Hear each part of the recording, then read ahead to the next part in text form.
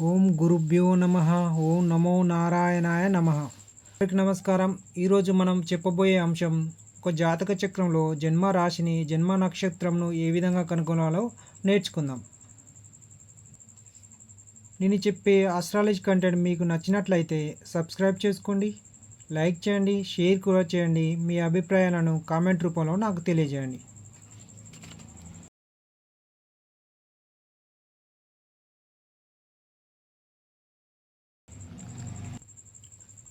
ఇక్కడ చూడండి, ముందుగా మనం రాశి చక్రం గీసుకుందాం. ఇక్కడ చూడండి, ముందుగా మనం రాశి చక్రం గీసుకుందాం. ఈ రాశి చక్రాన్ని భావచక్రం అని కూడా అంటారు. ఈ రాశి చక్రం ఎలా గీస్తున్నానో గమనించండి.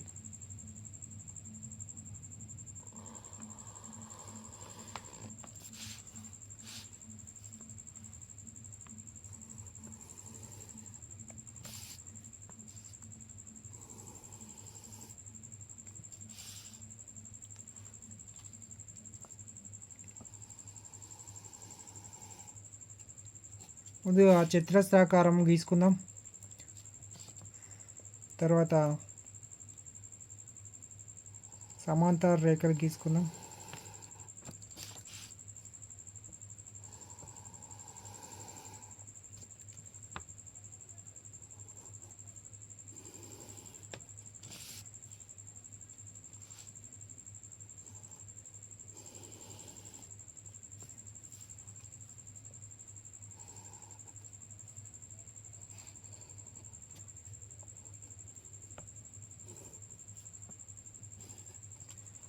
ఈ విధంగా రాశి చక్రం గీసుకోవాలి. ఇక్కడ చూడండి, ఇది రాశి చక్రం. ఇది సౌత్ ఇండియన్ స్టైల్ రాశి చక్రం. నార్త్ ఇండియన్ స్టైల్ వేరే ఉంటుంది. మనం రెగ్యులర్గా వాడేది సౌత్ ఇండియన్ స్టైల్ రాశి చక్రం. ఇది గమనించండి. మనకు తెలుసు రాశులు 12 అని. అది మేషరాశి నుండి మొదలుకొని మీనరాశితో ఎండ్ అవుతుంది. అవి మేషం, వృషభం, మిథునం, కటకం, సింహం, కన్య, తుల, వృశ్చికం, ధనస్సు, మకర, కుంభం, మీనాలు. ఇది మనకు తెలుసు.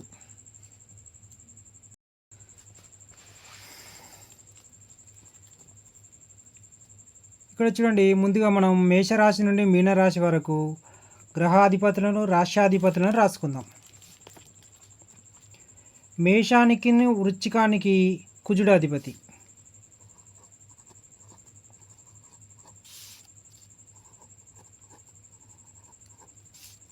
అలాగే వృషభానికును, తులకు శుక్రుడు అధిపతి.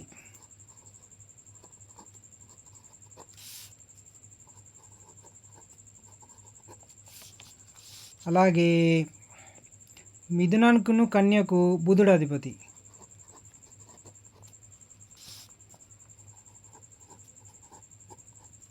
అలాగే కటకానికి చంద్రుడు అధిపతి. అలాగే సింహానికి సూర్యుడి అధిపతి. అలాగే ధనస్సుకును, మీనానికి గురువు అధిపతి.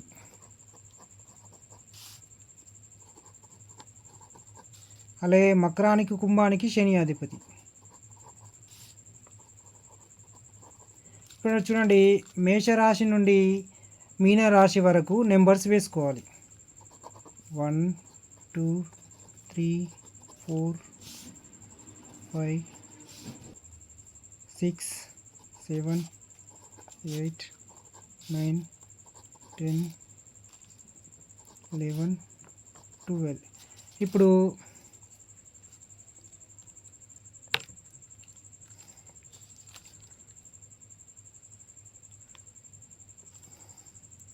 మేషరాశి నుండి మీనరాశి వరకు ఉన్న గ్రహాల అధిపతులను ఏమని పిలుస్తారో చూద్దాం. మొదటగా 1వ భావంలో ఉన్న అధిపతిని లగ్నం అధిపతి అని,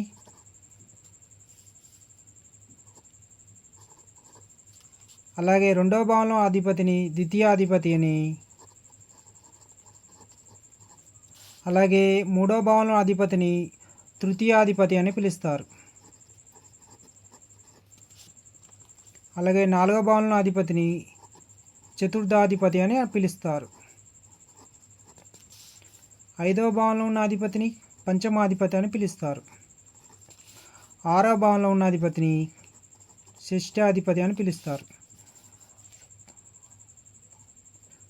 7వ భావంలో ఉన్న అధిపతిని సప్తమాధిపతి అని పిలుస్తారు. 8వ భావంలో ఉన్న అధిపతిని అష్టమం అని పిలుస్తారు. 9వ భావంలో ఉన్న అధిపతిని నవమాధిపతి అని పిలుస్తారు. అలాగే 10వ భావంలో అధిపతిని దశమాధిపతి అని పిలుస్తారు.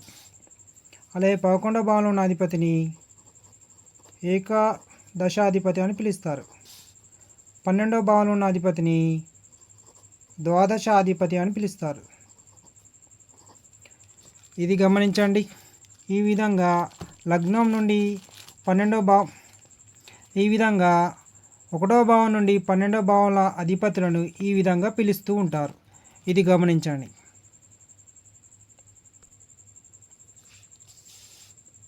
ఇప్పుడు ఒక రాశిలో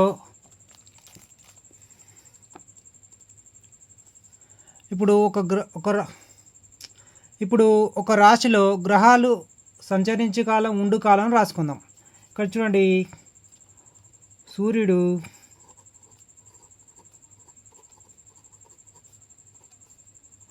30 రోజులు,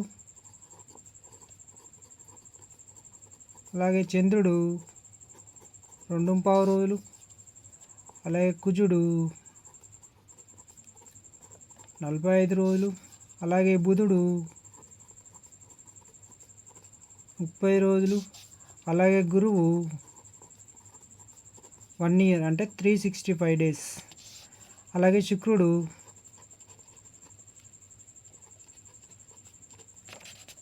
30 రోజులు, అలాగే శని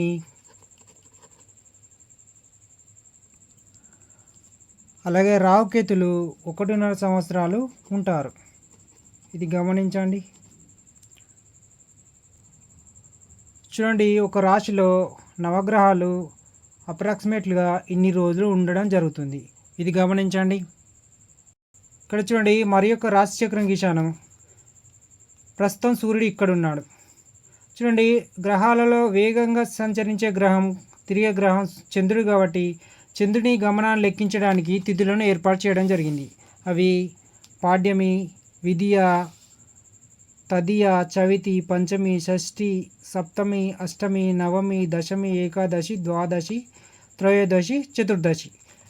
ఎప్పుడైతే సూర్యుడు ఇక్కడ ఉన్నాడో, సూర్యునికి ఎదురుగా చంద్రుడు ఇక్కడికి వచ్చినప్పుడు పౌర్ణమి ఏర్పడుతుంది. సూర్యునికి ఎదురుగా చంద్రుడు ఉన్నప్పుడు పౌర్ణమి ఏర్పడుతుంది.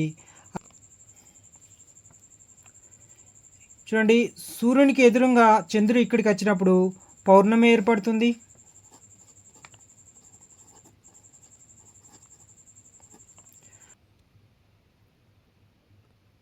ఇక్కడ చూడండి, అలాగే చంద్రుడు తిరుగుతూ సూర్యుడు ఉన్న రాశిలో ఉన్నప్పుడు అమావాస్య ఏర్పడుతుంది. ఇక్కడ చూడండి, సూర్యునికి ఎదురుగా చంద్రుడు ఉన్నప్పుడు పౌర్ణమి ఏర్పడుతుంది. అలాగే సూర్యుడు, చంద్రుడు ఒక్కో రాశిలో ఉన్నప్పుడు అమావాస్య ఏర్పడుతుంది. ఈ విధంగా పౌర్ణమి, అమావాస్యలను ఏర్పాటు చేయడం జరిగింది. ఇది గమనించండి. ఇక్కడ చూడండి,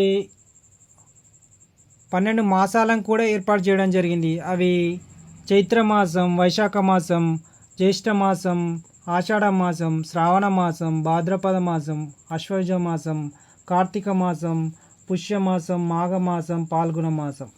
ఈ విధంగా 12 మాసాలు కూడా ఏర్పాటు చేయడం జరిగింది. తర్వాత 6 ఋతువులను కూడా ఏర్పాటు చేయడం జరిగింది. అవి వసంత ఋతువు, గ్రీష్మ ఋతువు, వర్ష ఋతువు, శరద్ ఋతువు, హేమంత ఋతువు, శిశిర ఋతువు. అలాగే 2 ఆయనాలను కూడా ఏర్పాటు చేయడం జరిగింది. అవి దక్షిణాయనం, ఉత్తరాయణం. ఈ విధంగా కాలాన్ని లెక్క కట్టడానికి ఈ విధంగా మాసాలు, ఋతువు, ఆయనాలు, అలాగే అమావాస్య, పౌర్ణమి, అలాగే వారాలను కూడా ఏర్పాటు చేయడం జరిగింది. వీటిని ఎక్కువగా ముహూర్తాలు పెట్టడానికి ఎక్కువ వాడుతూ ఉంటారు. ఇది గమనించండి. ఈ విధంగా పుట్టినప్పుడు చంద్రుడు ఉన్న రాశిని జన్మరాశి అని అంటారు. చంద్రుడు ఉన్న నక్షత్రంను జన్మ నక్షత్రం అంటారు. ఇది గమనించండి. ప్రతి సంవత్సరం గురువు ఒక రాశి నుండి ఇంకో రాశికి మారినప్పుడు పుష్కరాలు రావడం జరుగుతుంది. గురువు వృషభం నుండి మిథునానికి మారడం వల్ల ఈ సంవత్సరం తెలంగాణలో సరస్వతికి నదికి పుష్కరాలు రావడం జరిగింది. ఇది గమనించండి. ఈ విధంగా కాలాన్ని లెక్కించడానికి తిథుల ఆధారంగా పండుగలను, అలాగే పౌర్ణమి అమావాస్యలను, అలాగే మాసాలను, ఋతువులను, అలాగే ఆయనాలను, వారాలను ఏర్పాటు చేయడం జరిగింది. వీటి ఆధారంగానే ముహూర్తాలు పెట్టడం జరుగుతుంది. ఇది గమనించండి. ఈ విధంగా జన్మ రాశిని, జన్మ నక్షత్రంను ఈ విధంగా కనుక్కుంటారు. నేను చెప్పే ఆస్ట్రాలజీ కంటెంట్ మీకు నచ్చినట్లయితే సబ్స్క్రైబ్ చేసుకోండి, అలాగే లైక్ కూడా చేయండి, షేర్ కూడా చేయండి. మీ అభిప్రాయాలను కామెంట్ రూపంలో తెలియజేయండి. Thank you very much. రేపు మరొక వీడియోతో కలుసుకుందాం. Thank you.